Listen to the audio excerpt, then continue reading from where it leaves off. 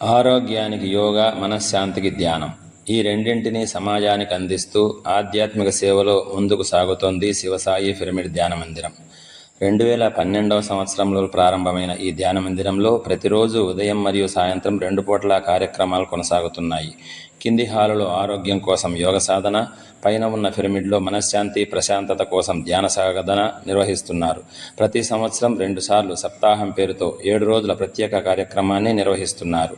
ప్రతిరోజు ఒక సీనియర్ ధ్యాన మాస్టర్ ద్వారా ధ్యాన సాధనతో పాటు ఆధ్యాత్మిక జ్ఞానాన్ని అందిస్తున్నారు. అలాగే ప్రతి నెల పౌర్ణమి మరియు అమావాస్య రోజుల్లో 3 గంటల ప్రత్యేక ధ్యాన సాధన నిర్వహించి అనంతరం పాల్గొన్న వారికి అల్పాహారం అందిస్తున్నారు.